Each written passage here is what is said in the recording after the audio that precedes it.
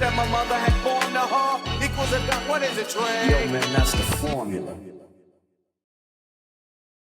Yo, yo, yo. Formula episode 6. Six. We That made it was to 6. that was a 7 you just put up, but yes, Well, six. I just was holding the marker, so it looked like a 7. Episode 6 is crazy, man. How does it feel? It's crazy. Life's changing fast, so it's and you can tell that things are getting better each time, so I'm happy. It doesn't feel like 6 weeks though, for sure.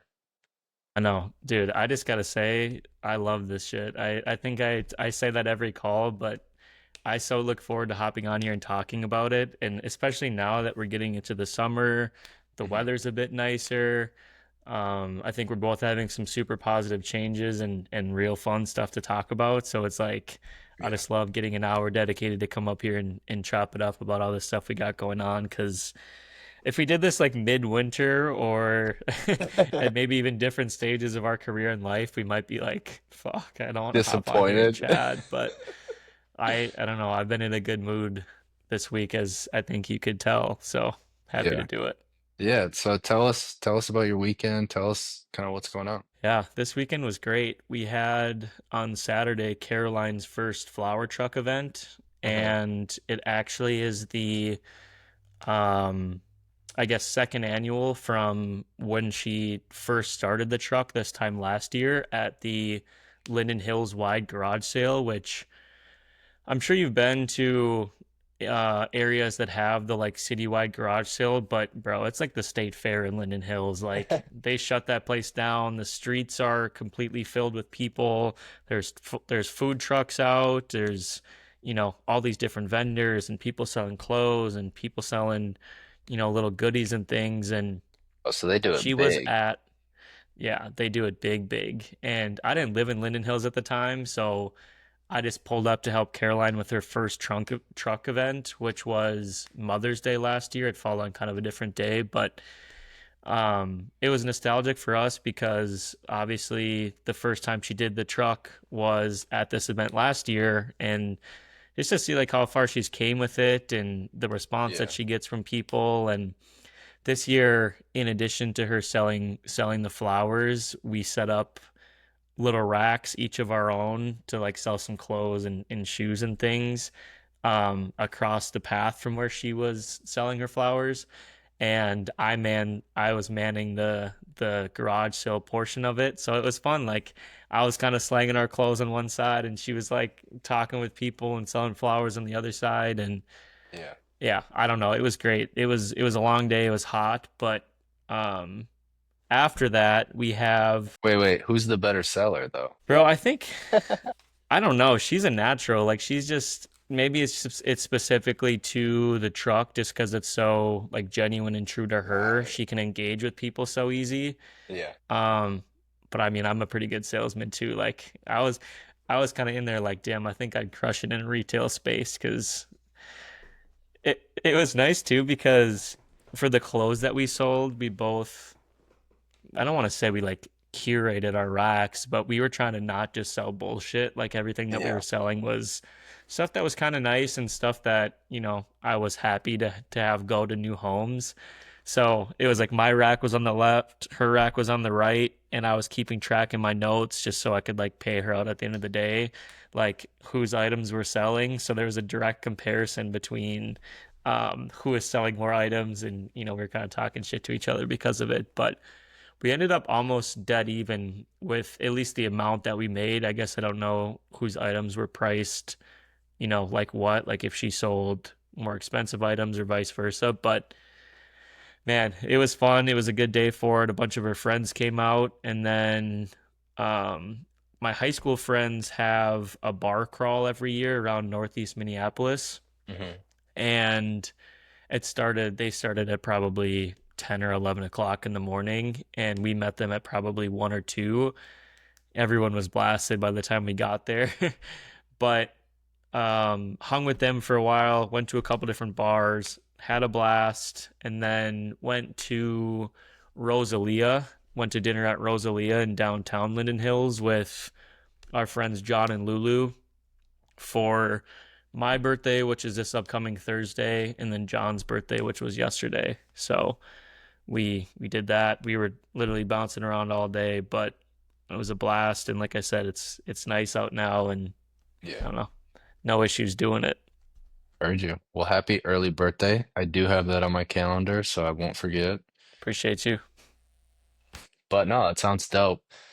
And I'll just answer the question that I had for both of us. She's about better seller, we know it. Um, You think so? I have no idea.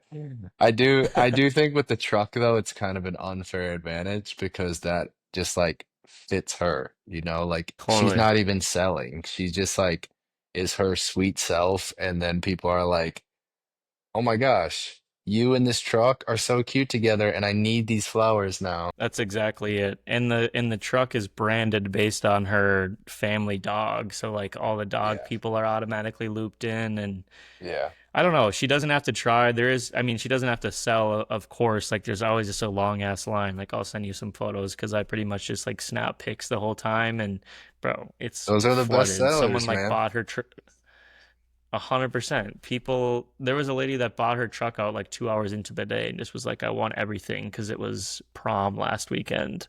So she pretty much bought everything out and she made a bunch of bouquets and she's got two more events this weekend and bro, I don't know, she's hitting it hard.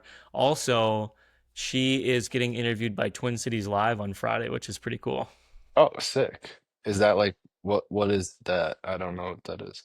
Twin Cities Live is just kind of like the popular, it's like a local station, but they're, pretty like hip and are active on social media and but they're like big and they always have local businesses and stuff that come on and It's their super stuff is dope. shot really well and it's a little less like newscasty and a more just, Yeah. you know, More natural. local and natural. Yeah. So Yeah. that'll be Oh, dope. that's But dope. she's been crushing it. That's awesome. I'm happy for her, and I do need to come check out the truck. I was gonna say when you were talking about like doing this first event, I remember I was living in Green Bay at the time on a walk. I remember exactly where I was when you told me that she was starting the truck and like that she had this first event. So when you were explaining that, I went down memory lane for that. Um, but it is crazy because like hearing from your perspective on like how proud you are of her and like how she's grown with it has been cool too. So I'm excited to see how that blossoms even more. Um, but yeah, for my weekend, I don't have anything to report. Steph and I cleaned. We did a relaxing weekend and no drinking, because for some reason we've been partiers, so we had to prove to ourselves that we were not that. Oh, I did start. Uh, well, I'm doing a 90-day challenge of working out every day. So I'm on day like 9. I just did a workout before this, so just trying to get yoked, trying to look like uh Casey I Lift Miller. So What's the goal for the 90 days? Like, are you trying to get big? You're trying to get strong? You're trying to get cut? Are you doing like a variety of stuff? Like, what's the routine? so it's more like a lean like type of cut look. Um I'm doing P90X, so like it's more calisthenics and like pull-ups and push-ups and those types of things. It's more of like doing a lot of jumping. So it's more of an athletic look, which is what I want compared to like just fucking yoked. So Yeah, I'm with you. I was trying to be yoked for years, and I was pretty yoked at one point, I will say, but yeah, it just doesn't make much sense. And I have obviously transitioned my fitness goals too over the years. Like, I'm trying to get some of the strength back because it is a bit of a hit to the ego, and I'm in the gym and I just like can't bench for shit, and all my yeah, the compounds that I used to be so confident in just have gone down so much. yeah, But I prefer running, biking, swimming, yeah. doing like body weight stuff significantly more than I used to. So I'm on that Oh, same wave. I hear you. I know it just makes more sense. Also, So at work, they have like this gym, and they also have Normatex that you can use for free. Have you ever used one? Haven't. I've seen them though. Bro, I have had hip pain forever. I just, and like it's been bugging the heck out of me this last week. And I went and sat in the Normatec, and they have a hip specific Normatec. I put that on for 30 minutes today. I don't even have any hip pain right now. It is insane because it was all like a mu Damn. in the muscle. So I don't know like what was going on. I feel amazing right now. Normatech sponsor us. Literally. But all right. Well, No, that's a good yeah, transition. I want to hear a bit more about your work. It sounds like you got some dope perks there. Sounds like the office setup's dope. I mean, yeah, tell me a bit more. I've seen your office and stuff, which you're obviously calling in from. yeah. Honestly, I'm so happy. I I'm still like so new. Like we haven't even really started in the training classes. I've just done like a couple trainings, and then like what I've been focusing on right now is just talking with the sellers on my team. About to like really branch off and meet all the other sellers, and start setting meetings with them. Like today, I think I had 3 or 4 meetings with sellers. Tomorrow, I have like 7 booked. So really just understanding what their process is, understanding what they're really good at, so I know who to go to for certain questions, and just understanding like what our differentiators are. And I'm very excited to see what I can do. Obviously, like I haven't made a call yet because I would have no idea what I'm talking about yet. But I just think there's so much opportunity, and like the way that I can tell that they treat their employees and like how they show up for them is vastly different than I've ever been a part of for anything. So I'm just super excited to see like in such a healthy environment what happens to myself, and when I'm aligned to a product that I actually believe in, and like I just feel like I can fully am capable to do all the things that they're asking me to do. And it's not where I'm like having to fully teach myself something new, but I can lean on all the people around me and all the tools that are provided of me to do the job correctly. So I'm ecstatic. It's so dope, dude. And I know we talked a bit about this off camera, like the amount of effort and grind that you've put in, like at Schneider, for example, to Yeah. make the most of your resources, to be a sponge from all the people around you. Like, sure, you might have kicked ass at that last job, but you don't really get to see the results until you have a company that you're surrounded with people like that. Yeah. And I'm just excited for you. Like it feels weird in like the corporate world. Sales may be an example of this, but I've dealt with it in all my positions. Like even before you're interviewing at a company, there feels like there's this big barrier of the work you need to put in and what it takes to like get on the side of being in a position to have perks and to have someone pay you what you deserve. And it Yeah. starts to really make you question like, am I worthy of these things? Like it's impossible for me to get, in a career, in a job that uh I can get some of these benefits and that I can make the money that I really feel like I deserve.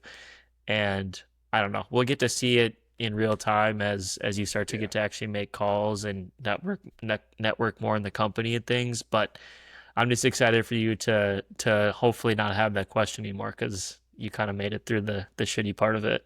Also, I just met this dude today in the elevator, older gentleman, is in town from Indiana, and he's like, "Yeah, what I do is," he was wearing a Blues Brothers shirt. So I was like, "Oh, that's a sick shirt." Like, and I was like, "Oh, what are you doing here?" Blah blah blah.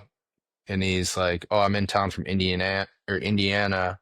Um, I train college graduates to do what they call SEs, which is like more technical salespeople." And then like he met his other coworkers in the elevator, so we stopped talking.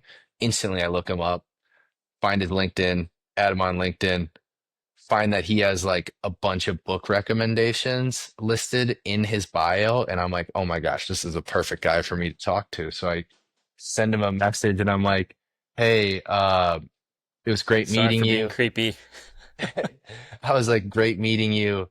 Um, would love to just hear some of your book recommendations. I'm reading one of the books currently that you had on there, you know, and he sent me a list of books to read, and then he's like, I responded, thanks, I'll start reading them.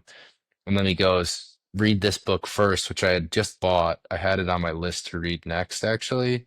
So I was like, is it all right if I reach back out to you once I'm done with the book and we can kind of talk about like some of the things I learned? And like, I'm like, oh, I'm gonna get this guy as a mentor. I know he's freaking good. He's a professor. He was a professor at Purdue. Now he's teaching at a different program and he's going to be leading their whole sales department for this other university. So I was like, I don't know, it's just so interesting to me what saying hi to somebody in any room that you're in. A girl actually in one of our meetings today said, they asked like, what's your greatest piece of advice that you got? And she said, my parents told me, or I don't know if her parents, anyways, she just said like, you never know who you're going to sit next to on a flight or who you're going to be in the same room with. So always just saying hi. And that's something that I try to do is like, you're in the elevator for 30 seconds. If you can just say hi, and next time you see that person, it's a little less awkward in the elevator. Like there's so many connections I've made just from doing that. And those are usually the ones that Totally. actually last. And like if you show any sort of effort, because 99% of people aren't going to do any sort of follow-up. So if you do that follow-up, that means so much to people. So Bro, I've always done the same thing. And like it doesn't really nothing comes from it probably 95% of the time, but I'm always yeah. the person to break the awkward silence. I'm always the person that would rather just like say something and like potentially deal with the consequences of it being awkward over just not. Like I don't like what's the worst that can happen. But I've kind of had that mentality. That's how I've gotten the mentors that I have. And obviously it's from varying things, but I've always shot my shot. Like, what's the worst that can happen? They don't respond. Like, especially in the case of trying to meet with people that you're interested in learning from. I mean, you told your story about reaching out to the CEO and him responding to you and having lunch with him.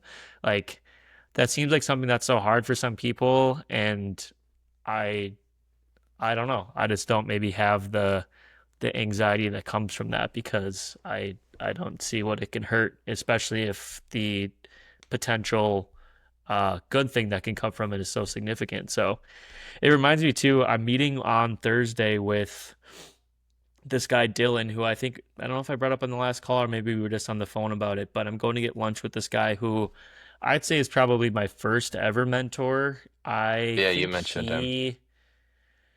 I don't know. I don't know if I DM'd him or if he DM'd me, but he was one of those guys. It was so early on in my career. I was trying to find an internship and I just was like, messaging people left and right saying like, what's your company like? What's the positions like? Do you want to meet to talk about it? Do you have any internships? Any advice for a fresh college grad? And this guy Dylan, who has like one of the most inspiring stories, and I'd love to have as a guest someday, was one of the people who I remember he sent me a long LinkedIn message and just was like, "Bro, I can see your hustle. Like, even if you don't always get good responses and good feedback from people, certain people will recognize this. It's going to get you so far in your career. Never stop having this mindset and this mentality." And it really stuck with me. And we became, buddies now to this point, and we kind of work in different career fields now, but he's like a high up exec for the Minnesota United. Like I'm doing my thing. We had a marketing overlap at some point, but like either way, we both had the underlying uh mentality of just like being able to shoot the shit with people and give people advice. And I've had some instances to do the same thing to serve as sort of mentors to people. And I don't want this to always turn about like mentorship every podcast, but it's just I don't know. I think it's talking to people goes a long way, which is why I'm excited for you to be in the building that you're in and the position that you're in at your company because there's a lot of people around you that I think can do so much for you in your career. And You may have had a little of that at Schneider, but I think it's times 10 at Salesforce. Yeah, for sure. For sure. Yeah, I'm pumped. You never know. You never know what's gonna happen. But all right, what was I know you had a couple things you wanted to get into. What's going on? Do you want to talk about the kind of what we learned from just watching the podcast too? I know we mentioned last time that we were going to talk about this a little bit, but just kind of how important it's been, or what are some of the key takeaways that you've had from just rewatching some of the podcasts and like what you're trying to implement now and why watching film is important. Yeah. I actually have a real world example before I get into my general feedback from watching them back that just happened yesterday. I told you that I had another client call, and there's a little bit of anxiety around it this past weekend just because I knew it was coming up. This one there was a little more, I wouldn't say riding on it for me, but I was kind of taking charge here. I was going to be doing the whole presentation on my own. This was Mhm. a client that I'd taken on from the beginning. We were going through this audit process, and my mentor essentially was checking my work, but I was going to be the one presenting on it on my own. And on the last podcast, we kind of walked through my process and we walked through establishing the relationship properly with the client. And we talked about my mindset in how I kind of organize my preparation for these meetings, Yeah. and how I put out fires when the client has negative feedback or response to this, to some of the suggestions we're making. And in preparing for this one, I had a lot of the conversations that we had in the back of my head, just because although I do those things subconsciously, what I think this podcast is so good for is it really helps me verbalize and compartmentalize my processes in a way that I can't just do from thinking about it in my head. So a lot of the things that we talked about, it just was super good for me to think about going into this call, keeping it casual, reminding the client that I'm on their side, Mhm. remembering that I'm the expert, and just relying on my experience when I'm going through, the audit findings.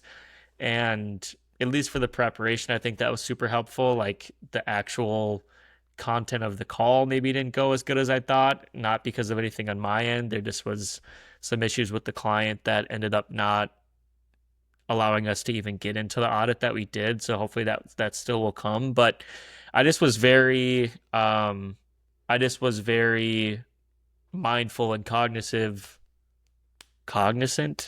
Innocent. and cognizant going into this call, thinking like, oh, we just talked about this stuff. I got this stuff down pat. Mhm. And I could maybe have a little bit more of a organized thought patterns going into it instead of just kind of winging it like I normally do. So I think that's just a good segue into us talking about like our general Yeah. realizations from watching the podcast back. So, We're gonna say, okay, before we get into that, with that, like, what did that look like for you to, was that just like sitting and thinking about it? And then two, how did that make you feel like going into the call too? yeah, I think the experience thing was the biggest because I think I'm the most confident. The more that I know about the client, the more confident I am going into a conversation about their business. I think the way that clients get put off so often is because agencies will try to pitch things to them or pitch ideas that you can tell are just cookie cutter. They're coming in trying to sell them something, and they don't really believe that you're on their side. So, in my preparation, I mean, I always, of course, want to know as much as I can, but I think I was a little more thoughtful about it this time and just being like, okay, here's the things I have to present on. Hmm. How can I learn any and everything about this topic so that there's not any questions that they can ask that I don't have the answer to? I think it's a little easier. I won't say easier, but my process specifically for SEO is like it's an issue that I've dealt with 1,000 times. It might vary for their specific site, but like I'm not bullshitting them when I tell them the impact that will have on their site and their business. So I think that's, a good position for me to be in. And then I kind of can just tailor it based on who the client is, what their product offerings are, and things like that. So in my preparation, like I just sat down last week, once we had the deck finalized, just going through, kind of taking notes on each slide and thinking of all the potential things they could be asking me about it. And Mhm. again, maybe potentially over preparing, but just wanting to make sure that there wasn't anything that Yeah. I wouldn't have the answer to if there was pushback that they had. And was that like mental reps or was that like videotaping yourself running through it? Just mental reps. I did a little there's a couple times that I just would go through slides and just talk through it as if I was explaining it to the client, just because like I'd mentioned, our slides are pretty lean. There's not a ton of Yeah. content on it. So it's a lot of me just explaining what the issue is and then kind of like explaining what the visual on the slide shows. I try to avoid over preparation in those instances because I don't want to try to be scripted on the call. I don't want to just be reading off the slide. I don't want to like fumble on my words because it's not, you know, in the preparation in my head. Like, I want to go through it and just be like, okay, is this an issue I really understand? Like, how it's impacting the site? Do I really understand it? If yes, kind of move on. If Mhm. no, maybe go through some things out loud just so I can verbally process how I'd explain it instead of just looking at the slide and creating it for them to see. Mhm. I think that's so important. And like so many people don't do is one, the mental reps at all. Like just even having some sort of backup plan. Like I was just talking to somebody before I got on this call that's applying for a job here at Salesforce. And, talking to them, I'm just throwing like some small little like, okay, what are you gonna do if like they say this?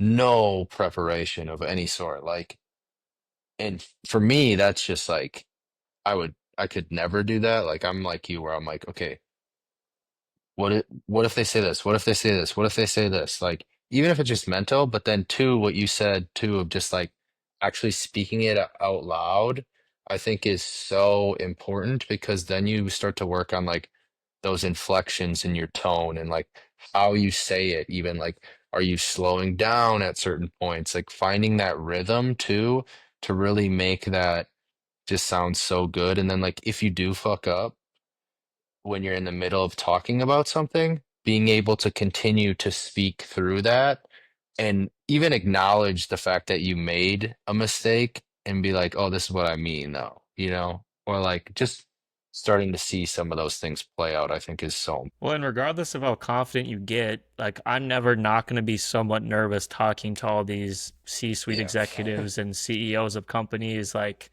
I might talk a big game with, I'm just leaning on my preparation and my experience or whatever. But as soon as I get on the call, like even having to introduce myself, I'm like, I don't even know what I've done for it. Like I don't know what my experience is. Like you really have to think on the spot, and that's why it's good to have some of those mental notes. And I often too, when I go on calls, like I have my notebook in front of me and I have at least a couple talking points so that I can keep my center of gravity, Mhm. for the topics that I'm going through.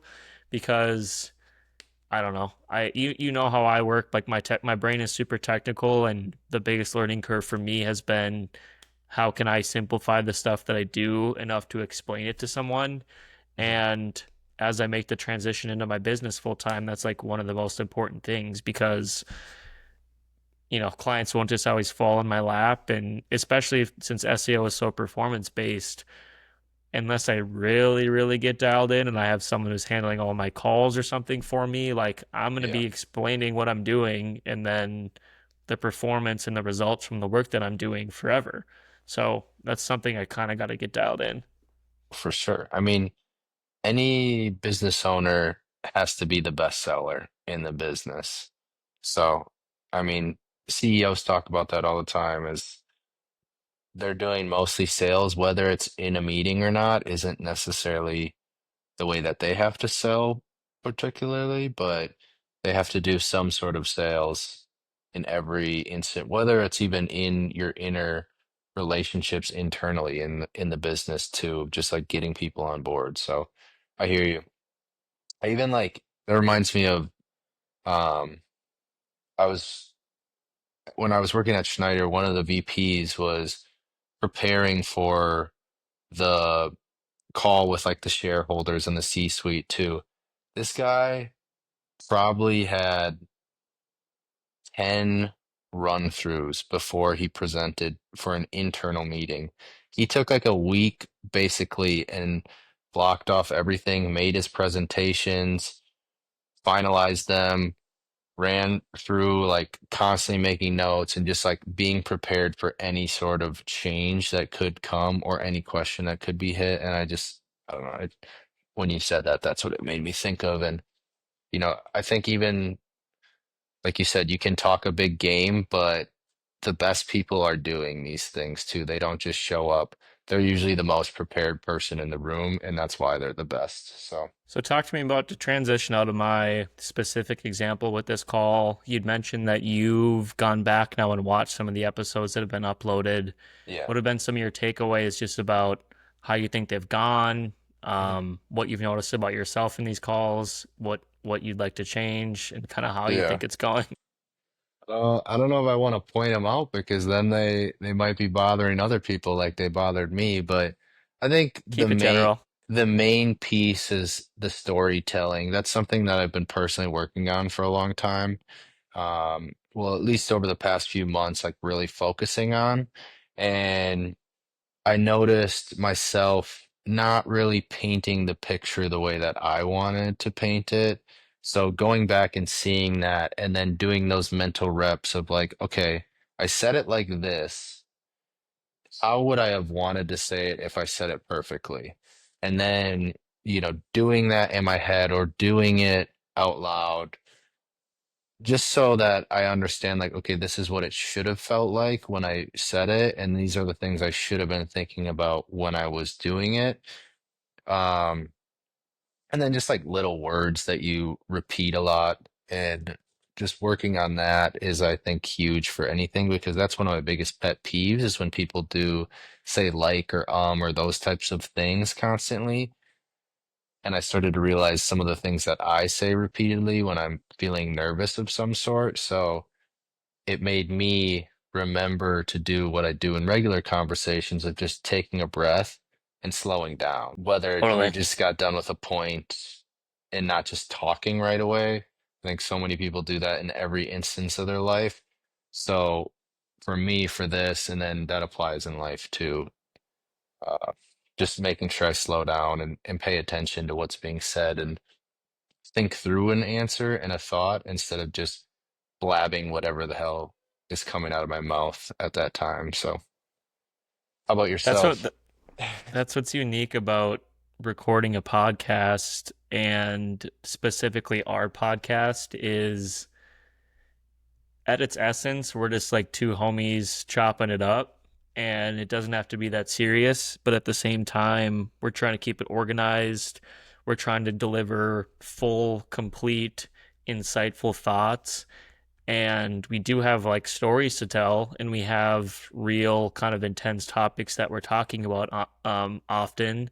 So it's hard to not turn it on, like it's going to be turned on to some extent when we, go into podcast mode. But I do think that our conversations are pretty similar to this too, even just when we have our own long form phone calls. Yeah. So, like you said, slowing down I think is super important and something I, of course, want to work on as well. But I think over time we'll learn the balance of keeping it casual and remember we're just kind of shooting the shit, but then being organized and professional and remember that we'll have to lock it in too, especially once we have guests. But some of my favorite podcasts are dudes that are just so natural and just come on with, a rough agenda, but can casually work from one topic to the other. And obviously that's going to come with time, but I don't ever want the, you know, complexity of some of the topics we talk about to get in the way of, making it easy to listen to and lighthearted and things like that. So, and I think we Yeah. do a good job. That's just like something I recognize. Like, I don't, it's hard for me when I'm asked about business related questions to not turn on my SEO brain sometimes. So, that's good reps for me, even like what I was just saying, and trying to be able to explain things in a less technical manner. This is a perfect opportunity to learn how to do that. So hopefully it's getting better over time. Yeah.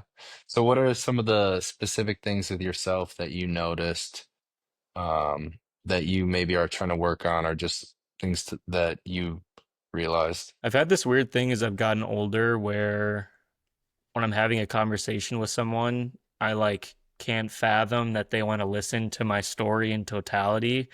So in my head, I'm like, I just need to get to the point quick so that they can have their turn to talk. And I don't necessarily do that with you, but there is always some level of that. Like I don't draw my stories out and tell them with the detail that I maybe would if there wasn't someone else that was bouncing off it. So, I mean, I think that just relates to what I just was saying too, is finding a way to keep it casual, telling my stories and recognize that we're not in any rush here and give myself, some grace and taking a breath to think about the questions that you ask me and Hmm. not try to have such a buttoned up packaged answer all the time. And I don't even think that's just from the podcast. Like you notice I do that just when we talk about stuff. I remember one time you called me out and were like, so like you asked me some question, I gave some long ass answer and you were like, so did you do it? Because you like still didn't get an answer out of me. And I was like, I think about that all the time. I'm like, I don't know. I think I've done I that don't more know than a if few I times.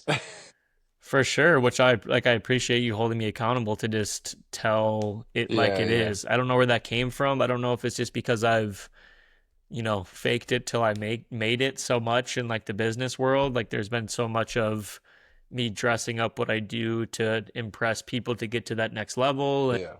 I think I just have a bit of that in my personality, but something I have to And from work on both on childhood. here and in my personal life too. I'm finding out Childhood, I'm sure too. I always wanted to just be. Steph constantly reminds me because she's like going through therapy, and now the lady at our front desk is like in school for therapy, so they like talk about it all the time, and basically they remind me every time I see either one of them that anything stems from childhood. So, maybe just think on that. What do you think about that? With me, I think that's why I don't like to talk as much, or like I like talking, but I like to find out a lot about people is because I hung around adults constantly when I was young. Like my parents would bring me to things, and either the kids were a lot older than me, or it was all adults that I was in the room with, and they were like drinking and having cigars or like having dinner together or just on a boat together. So I sat there and I got so fascinated by the stories they would tell. So, and that was my way of being able to talk was to ask them more questions about it. And that's why I think I'm curious about people's story and what's going on. Do you ever get in your head about it now as an adult, knowing that you've always been that way? Like, do you feel any sort of internal pressure to continue to be that way, or do you think it's just naturally in you? Nah, I just enjoy it now, I would say. But I think yeah, I mean, if we want to break down my whole life, I can break down some things, but I don't know. I think like at one point, I think everybody goes through this phase too where they're like young and they don't like the world and they're different stuff. And for a while, I like forgot how to have conversations even. And then I had to be reminded by people that care about me and um just like, you're good at this. You're natural at it. I don't know what you're even talking about because it doesn't seem like that, even though I was like freaking out on the inside. And then being like, dude, if you're freaking out, like I don't feel that at all. So, and the people that you're meeting, you leave an impression on. So I know they're not feeling that. Like that's a you thing that you need to work through. And so then I just kind of force myself to be in the uncomfortable situations so I could be comfortable again in them. That's so interesting that you had those conversations though with people that you were feeling that way because I asked because I definitely had a stage of feeling like that because Hmm. I was the same way as you where I've always hung around older people. I've always been the kid since I was younger that could talk nice and well with adults and carry conversations, and I was always so impressed. And I can talk with the parents, and Yeah. um, there was like, yeah, some point in my life that I was like, oh, I always have been like that. And then I started like consciously thinking about it at some point, Hmm. and it didn't become as natural as it once did for a short period of time. So, and I never really talked with anyone about it, but I just kind of had to come to the back to center on my own and be like, okay, you're overthinking stuff for no reason. And I eventually got back to center, but it's Yeah. interesting that you kind of went through something similar because I feel like you create these weird expectations in your head. And again, we don't have to get that deep into the inner workings of our childhoods and Yeah. uh, I where we're at just now. And I think it's but important though, like I've come to realize more in my life based on going through situations like that where you have to bring those things up to people so that they can remind you. I don't remember who gave me this advice, but they just like said if you don't know if you don't know yourself, if you're feeling something and you don't know if it's true or not, or maybe you feel really deeply about something, bring it up to the people that know you best, whether that's your family or your friends that you're really close with. Bring it up to them and see what they would say about you or what you need to improve on, these types of things. And they'll be a better judge in those moments of like knowing what you need. I don't think that's the case once you like start to grow and now you're dealing with things that are not so. I would I would say you hit a certain level once you know yourself enough that you can't really have all those conversations with some of the people that you care most about. But like when you're in those development stages or like core things like family and those types of things, you should talk to the people that you believe do a decent job of that. But well, I feel like it takes a certain type of person and almost ego death to feel comfortable talking with someone about your personality traits and habits without, yeah, I mean, you're probably still worried, but you know, and accepting whatever feedback they're willing to give. And it also takes you having the right people in your life that you can go to with conversations like that and have it actually be constructive. yeah. But the best thing too is even if they say something, that gives you the ability to think about it and to be like, do I feel that way? Is that true? And then you can actually think through a lot of the things that maybe you weren't able to think through because they brought up something that made you go through it. Um, so I think that's important. Also, that video I sent you this week, there was one thing that he was talking about in there. It was this video of this guy that's a millionaire now. He's 70, is giving advice to his 20-year-old self. And he was talking about a game that he plays with himself where if he can't think of something that he knows the answer to, he won't look it up because so many people now just like Google whatever they don't know and they don't ever think. So I've had in my head, there's this artist, he sings the song Dead of Night. He dresses as a cowboy. He was wearing a red hat, wears a mask with like the tassel things or like the things that are on those coats. I've been Yeah, stuck yep. on this freaking thought of what this guy's name is. He sounds just like Elvis. I know what he looks like. I know what all his album covers look like, and I cannot think of his name, and I've been stuck on it for a week. But I think it's a cool game to play because it really makes you think, and then you're also strengthening that muscle of like memory and thinking through hard stuff. But total sidebar, and I don't know, I thought that was one of the greatest videos I've ever watched, so I shared it with everybody I knew. I think that video is great. I also wrote a note down here, something I think that would be cool to include both in this podcast, the podcast I still have to upload from last week, and future podcasts is in the description. I'd love to include a section that's like helpful links. So the books that we talk about, the videos that we recommend, Yeah. meditation practices, whatever the case is, I'll try to not overdo it. But if there's any specific, things that we reference that we think would be good resources for other people to digest. And I think we should include them if you think that's a good idea. For sure. Yeah, I'd love that. Okay. And I think I could find a way to just backtrack through the content of previous podcasts to see like what we talked about and if there's anything specific to include. There might not be something for every podcast, but I was thinking like the breath book in the last podcast and things like Mhm. that. Which actually I think is a good segue. First of all, before I move on, that video was great. Thank you for sending that. I always want to touch on specific pieces of content like that and kind of like what we grasp from it in these videos because something I realized watching that, like you and I have consumed so much of this content, some of which has become redundant at this point because, which we've always discussed, like how much can you read about working on yourself before you actually start working on yourself? Yeah. I never think you should stop learning about it, but I think that it's important for us to share those conversations and those types of content because it might not be rabbit holes people have gone down before. But specifically in regards to the breath book and the meditation and mindfulness that we talked about in the last podcast, I have been the most stoic and clear-minded I've been in, I feel like, in a long time in this past week. And I think reintegrating some of that stuff in my life has played a bit of a role in that.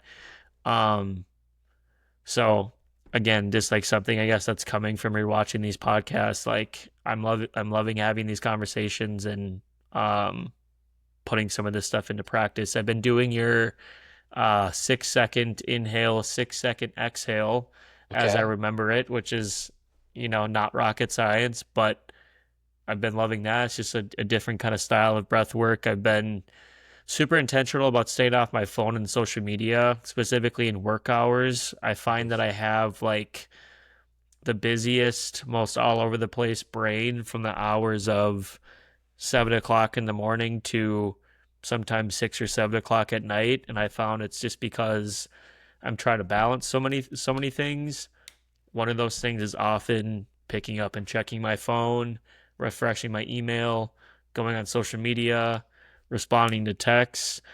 Um, so I don't know. I just have been doing all the check boxes of some of the stuff that we were talking about in the last episode, just to be like bringing myself back to center and really recognizing, oh shit, yeah, this stuff does work. Like Yeah. it wasn't just for a certain period of time in my life. Like it's gonna work forever. Yeah, So exactly. I'm glad that we talked about it. Love that. Yeah.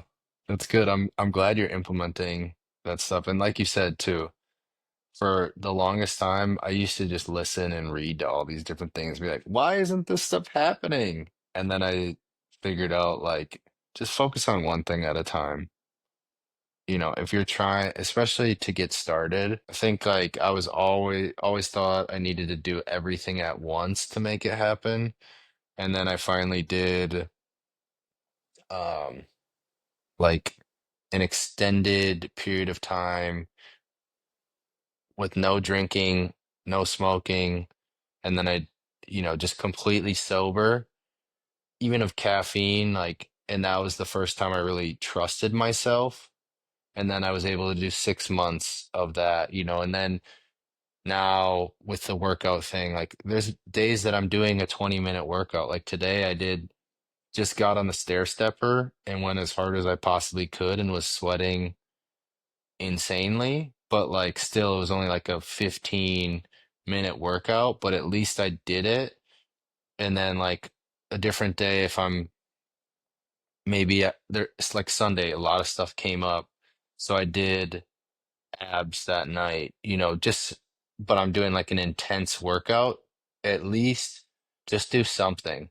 And like, so you can count it and check it off. So to say you did it, because it's more about, and Atomic Habits talks about this all the time. It's like just getting there, just showing up and like learning to plan for it in your day is so important so that it becomes that habit, and then you can transition it into like what you want it to be. And once you've made it into that thing that you plan for every single day, then it becomes so much easier so you can do all the next thing that you want to do.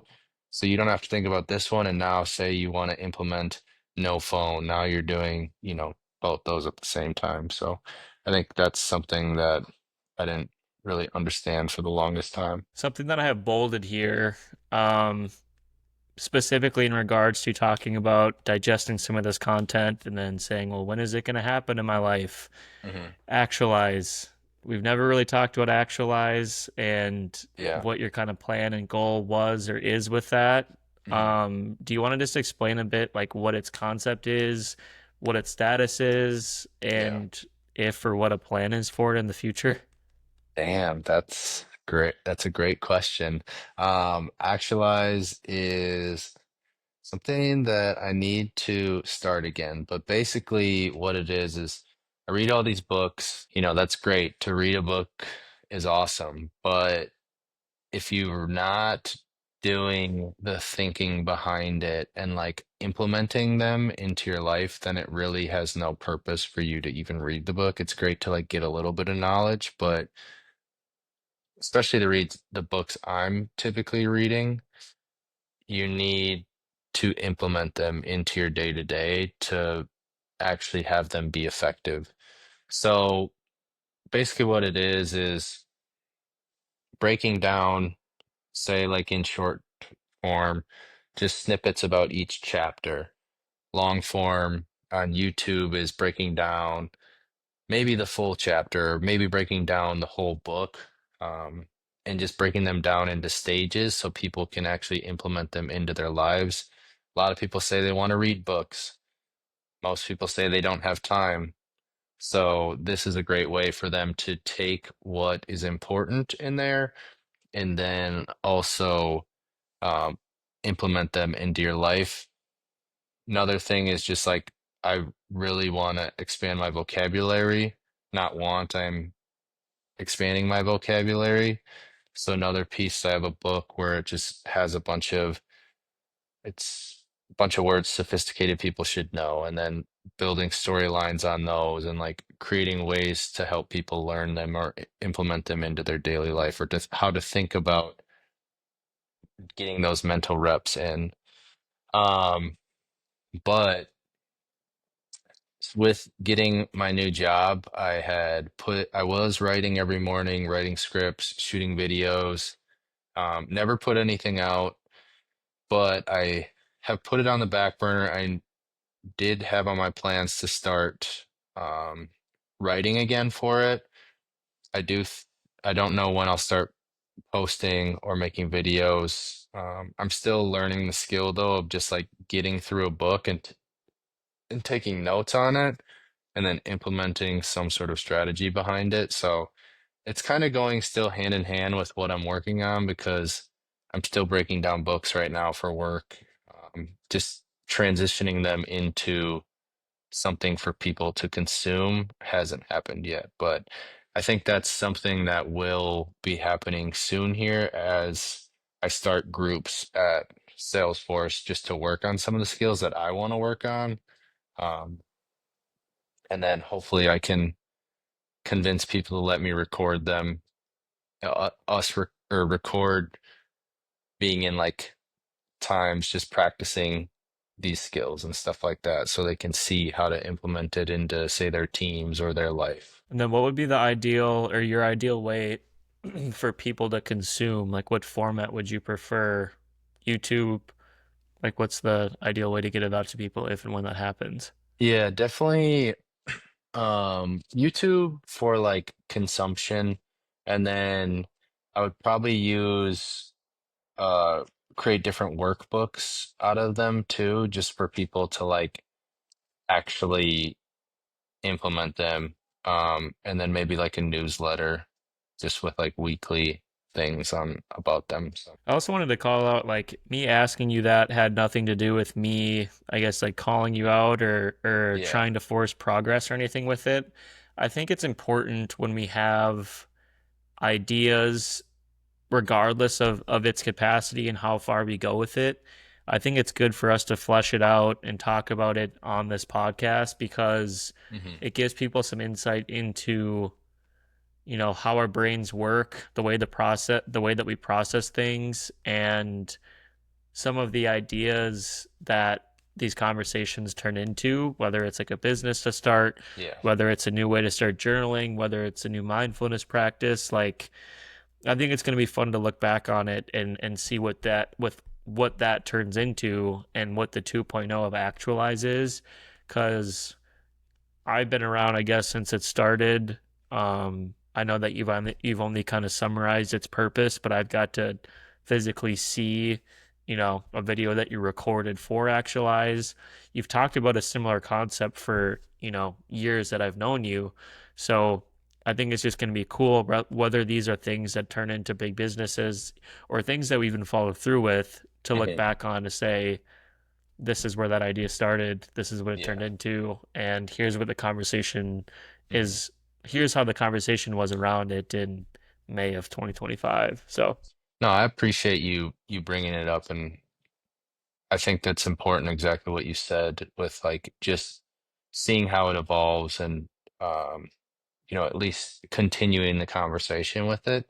I do think like now I'm at a point where I used to, when I wanted to create it, was, oh, I want this to be the biggest business in the world. But now I think it has a lot more to do with what we've talked so much about on here is like, I just want to get my idea out there in the world and see if what I'm doing makes sense to somebody else potentially, or if they get some sort of value and like can even give me some sort of feedback on how to improve it. Um, and then even like letting it, going back and redoing it and seeing how it evolves in the future. So I think that's important, and I am excited to see what happens because there will be something that comes out at some point. So, but you were talking about an idea. Do you want to share your idea on here, or what's going on? You sounded pretty pumped about it. for that app, yeah, dude, I honestly think this is such a great idea. Um, I was on a bike ride the other day, and I live in a pretty historical neighborhood in Minneapolis, and I've always been so fascinated by the history of different towns. Honestly, Mhm. when I came to Chicago, I was all up in ChatGPT, asking it about specific neighborhoods, asking it about landmarks, and you'd be so surprised, or maybe you wouldn't be, about how knowledgeable AI is and how conversational you can be with it, specifically from like a city historical landmark perspective. Again, maybe that's not that much of And a surprise. AI is in so great of crazy. a and in as great of a city as Chicago is and how historical it is, but greatest city in the world. But keep going. Course. But I was thinking, like, I always go on these long bike rides, and my buddy John and I, when we go on bike rides, we end up in so many different towns. And like this past weekend, we were by Lake Nokomis, both in areas that we'd never seen before. And it's like that the whole time. Like we go across the chain of lakes, and then we end up cutting into different neighborhoods, all with different architecture, all with different styles of houses. We eventually will end up on the Greenway and end up in Uptown and St. Louis Park. And I was thinking, I was like, I wonder if there's any sort of app that serves as a real-time tour guide, automated by GPS and AI, that tells you in real time, like what you're looking at, what you're passing, where you are, specific landmarks, and like specific special things in the city. And in the moment, I was just like telling it to John. I was like, dude, that would be such a dope idea. So I started just like thinking about it. And then when I got home, I immediately started researching and was like, there's got to be something like this that already exists. And to my knowledge, at least for as far as I've gotten, that scared the crap out of me. Could you see this turn on in the back? Yeah, I saw it. To my knowledge, as far as I've gotten in my research, the only applications that exist are just GPS applications, or just tour applications that give specific tours for specific places. Start here, end here. It will tell you like some history as you pass through that trip, but nothing that exists that's AI integrated, that wherever you go, it's just in your ear telling you, it's got the GPS, so it might like show you on your screen where you are, but then in your ear, it's like you're now entering the Yeah. Longfellow neighborhood. And like this could be specifically for cycling, for specifically for cyclists, specifically for, Long driving, car walking. rides. There Yeah. could be any sort of variation of it. But I don't know, I got super deep into the research of like what the process would look like to get the app developed, how much it would cost, how I could gauge the interest, like if people would even care about it. Um, so I don't know. I think it's a sick idea. What do you think? Honestly, before you started talking, I was like, I can only imagine what this idea is going to be. And like, it was a toss-up whether it was going to be a great idea or an ass idea based on how you framed it to me. And I think that's a great idea. I think that is Fuck yeah, actually like, oh, because people in Chicago, one of the main attractions to do is to come here and take the architecture tour on the boat. And you can do it like on a bus, but it's not the same from what I've heard. I'm like one of my bucket list things to do this summer is to take the architecture tour on the boats because I've been trying to do it and Steph's like, we need to wait for people to be in town with our family. And I'm like, I just want to do this. Yeah, I'll bro. do it with Let you. me be there. I would love to do it. Or even if you could do it again once I'm there, I would love to do it. I'm 100% in. And I think that is actually a great idea. I was just thinking about like it, me being the weenie that I am, driving last year when I went to Idaho with Steph's family, if that was playing the whole way for the GPS, would have been such a fire thing. Like I would have made everybody listen to it too because I was driving. So Bro, and like my technical brain started swirling because it doesn't seem like that complex of an idea. Like you can chat GPT any questions but any sort of neighborhood in like every square inch of the country. Like, can I just hook AI in with the, Apple Maps and then yeah. combine the two in an application and then have AI generated voiceover what it's saying about the neighborhoods as you're going through these locations? Like I think it's a genius idea. I like honestly really want to want to follow through with it because nothing like it exists. Like I said, like you can take the architecture tour, but there's a specific place you get on that tour. There's tour guides associated, and there's a specific trip. I want it to be completely open-ended. I go anywhere in the world. I turn it on here. Hmm. AI and the GPS can detect where I am, and it starts telling me about where I am. And as I go on my 20, 30, 40 mile bike ride, every new neighborhood I get into, it's like, you've now entered the such and such. And we've Yeah. learned so much. It would be so interesting to listen to. I think it would be sick. I think that would be a great idea. Just let me know what I need to invest and sign, sign me up. So, according to ChatGPT, it, it says, bro, I was like getting so in depth with my queries with ChatGPT. It said that I'd need about 15 to 30 grand for development costs.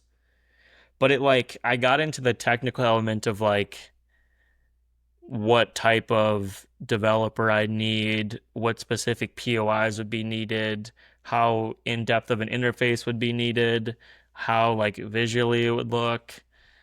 So again, So now maybe ask them a to bit write the before code moving. for it.